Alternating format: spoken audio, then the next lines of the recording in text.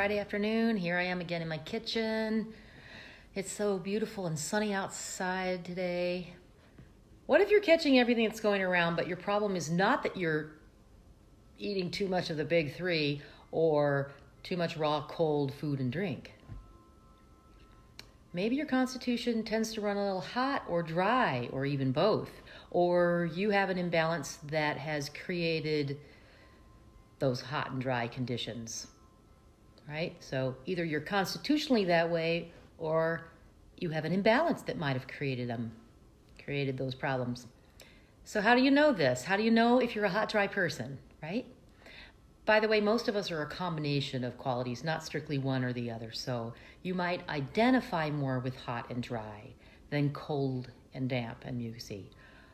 Maybe you're even a combination of both, but your conditions are very mild. So if you have trouble figuring it out, you can call me or contact me for a face-to-face or a FaceTime appointment, and I'll get you a link later on after this video where you can schedule up an appointment for yourself, and we can help figure you out. Okay, so what do you look for to identify if you have the characteristics of hot and dry?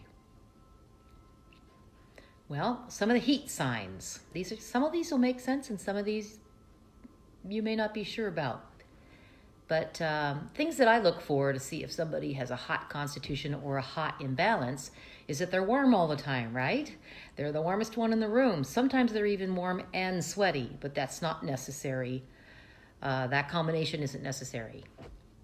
Maybe you have a red, flushed complexion, red hair, redness in the eyes, redness in the skin, and maybe more than just up here on the face, maybe on the chest and other parts of the body. Maybe your tongue is red. Stick out your tongue, look at your tongue in the mirror. If it has cracks or it's peeled, which dentists call geographic, you might have a hot constitution. Maybe you get canker sores and cold sores a lot. You have a fast heart rate or palpitations, or even just anxiety a lot. Anxiety where your mind is spinning a lot.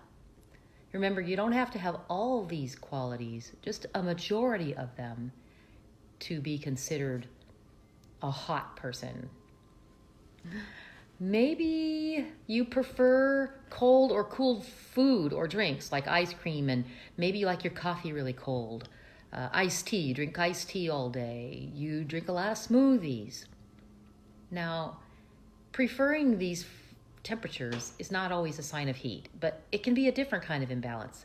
But if this problem is combined with some of the other hot qualities I just talked about, then you probably do have a hot issue going on.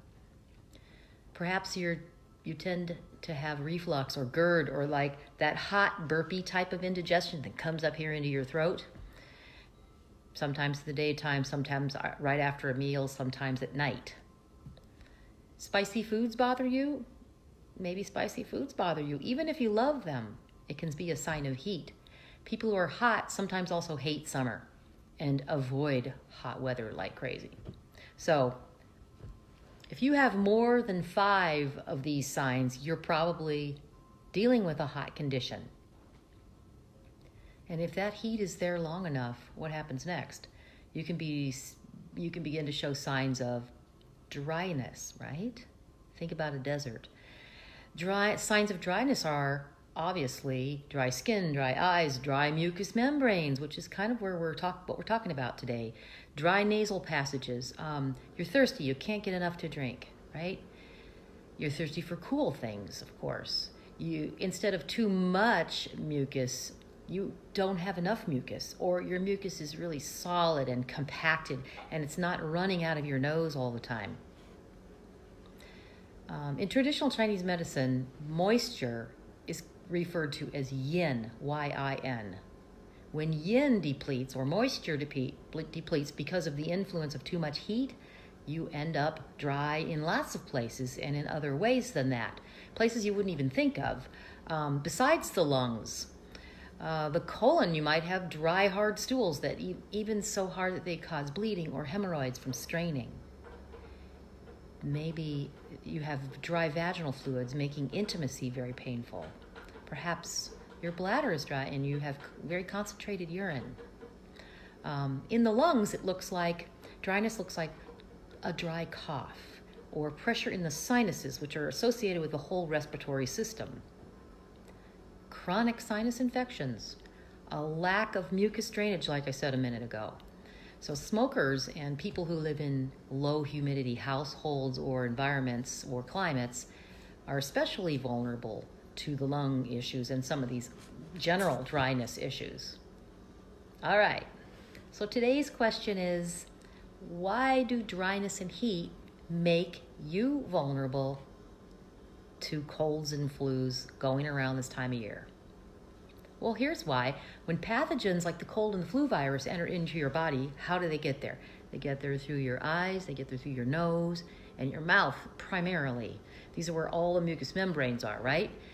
Remember from the last video that we did, the job of the mucous membranes in these places, right, is to hold on to those bugs when they get in there and flush them out, kind of like a water slide, right out, down the tracheal toilet, and then discharge them through your personal human waste removal system. Poop, pee, and sweat. Okay? When you're dry and you don't have any mucus, you've got nothing but raw, dry tissue that doesn't encourage movement and fluidity. So when your dry, unprotected mucous membranes have to deal with a virus, your body has to use some other kinds of defense mechanisms to disable or weaken those viruses before they can weaken you, which means you have to dig a little deeper to fight them off. So right off the bat, you're already at a disadvantage just being hot and dry.